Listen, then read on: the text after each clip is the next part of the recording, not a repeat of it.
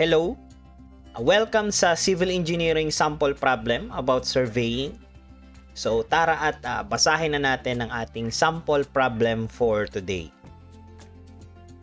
So the spiral angle at the SC of a spiral easement curve is equal to 11.46 degrees with a radius of 200 meters for the central curve. For question A, compute the length of throw at the TS, and then B, compute the length of the long tangent of the spiral easement curve if the distance along the tangent from the TS to the SC is 79.20 meters. And for C, compute the value of the centrifugal acceleration in meter per cubic seconds. So, meron tayong hint again na formula kasi mayroong centrifugal acceleration.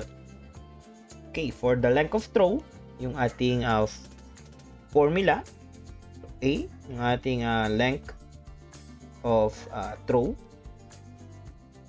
So, let's check sa given. So, kung isusulat mo yung formula ng ating length of throw, yung ating P equals yung ating LC squared over 24 RC. Okay? So, let's check kung meron bang binigay na LC.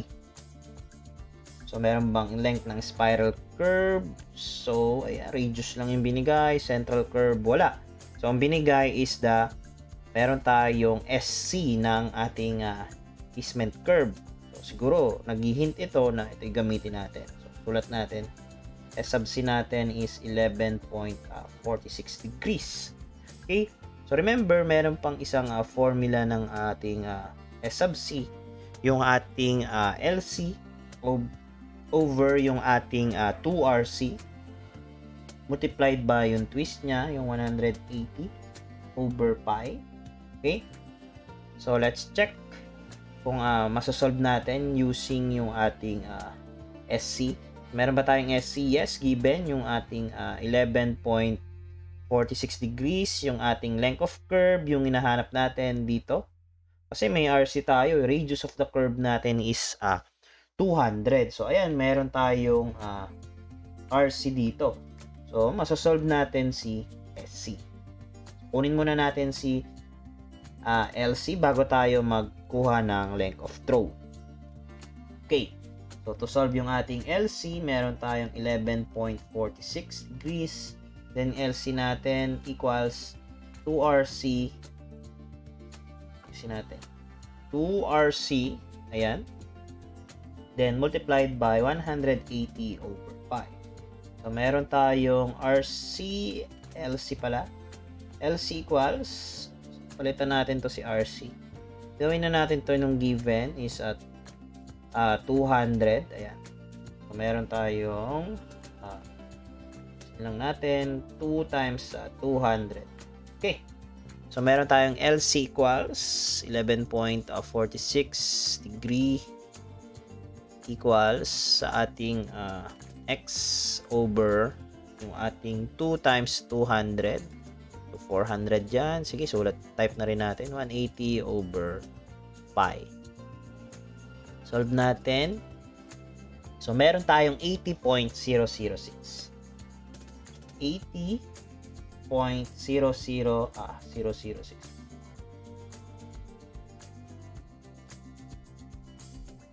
So, meron tayong LC dito na lang. 80 is equal to LC is equal to 80.006 meters. Ayan. So, store natin to sa A. So, ship store A. Ayan. So, meron na tayo dito. So, meron na tayong LC, meron na tayong RC. Ayan, makukuha na natin yung length of throw. So, meron tayong LC na nakastore sa A.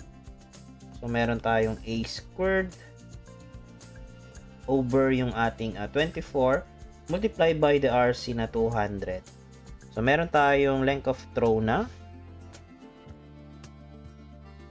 24 multiplied by 200. 1.334. So, 1.334 334 meters. Ayan. So, this will be our final answer. Okay. So, next, for our second question. So, given naman yung ating TS.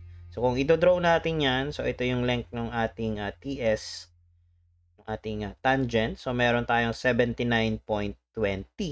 So, ang hinahanap natin is si long tangent. Ayan, compute the length of the long tangent. Therefore, kailangan natin tong H na to. So, nakuha na natin si SC, or given pala si SC.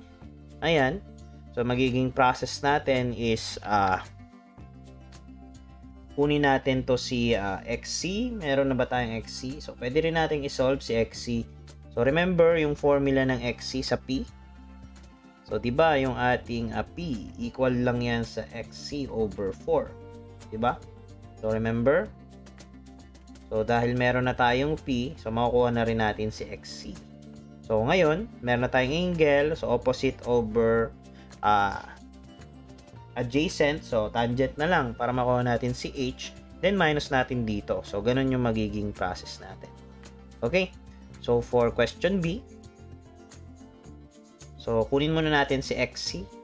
Meron tayong P equals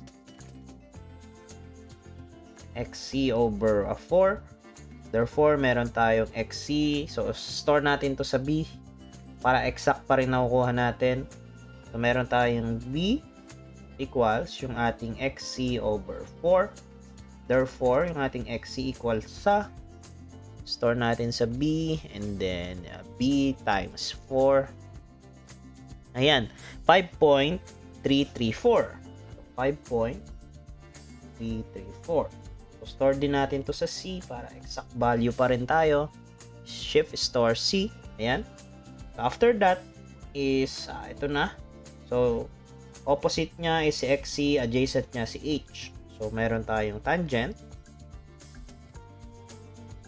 Tangent ng yung ating SC, 11.46 degrees equals yung opposite side niya is XC, nakastore sa C. And then, over yung ating H. Therefore, yung ating H equals, so, meron tayong call natin si C over tangent ng 11.46. So, meron tayong 26.31 or 312. So, 26.312 meters. So, store din natin to sa D. Yan, para sakto. And then, meron tayong LT, yung long tangent natin, equal siya sa 79.20 meters minus yung in-store natin sa D. Therefore, ang length ng ating long tangent ay 79.2 minus D. So, 52.888. 52.888 meters. And this will be our final answer. Ayan. And for our last question sa ating C, so, gamitin lang natin yung binigay na hint. So, LS is kino-compute is yung ating centrifugal acceleration. So, yung ating LS. So, kasi is kailangan natin ng velocity. Para saan? Para makompute natin yung ating centrifugal acceleration. Okay? So, let's write LS over 0.03. Yung ating tinatanong ay centrifugal acceleration. Centrifugal acceleration. Okay, so sulat lang natin yung formula. LS equals 0.036 V cube. 0.036 V cube over yung ating radius. So, given ba yung ating LS? Ito, nakuha natin kanina. Ito. So, meron tayo, nasa A. Check natin. Okay to. So, may velocity ba tayo? Yan yung hinahanap natin. Radius. So, may radius ba na binigay? Yes. Ito, si 200. Yung pa rin. So, ayan, makukuha natin si velocity. So, solve lang natin. So, meron tayong LS naka-store, I think, sa A. Ayan. Na-store sa A yung ating LS. So, equals yung ating 0.036 V cube over yung ating radius na 200, I think. Yes, 200. Therefore, ang ating velocity equals, meron tayong recall A, tapos 0.036 x cube over 200. So, solve lang natin yan.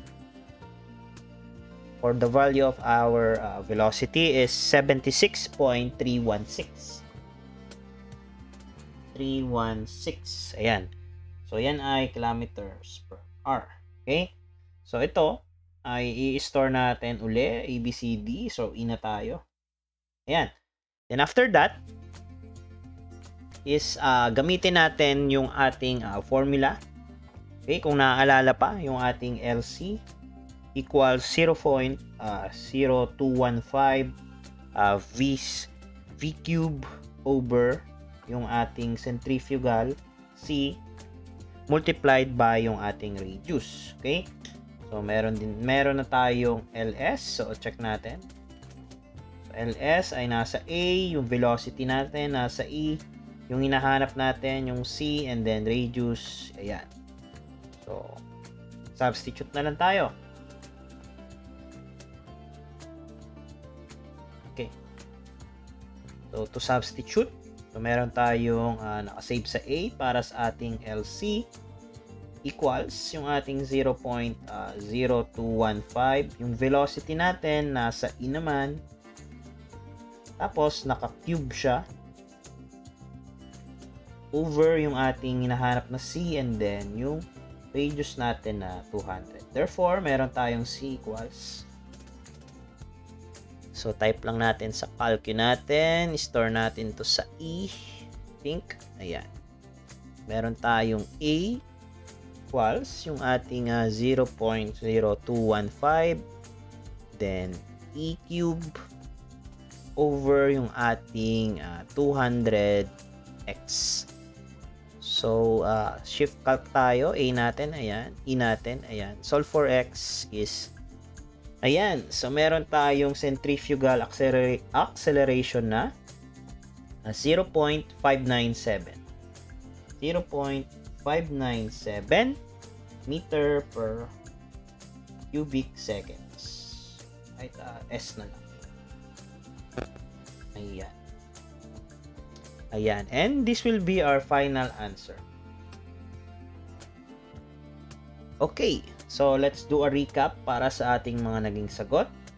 For our first question, the length of throw is 1.334 meters.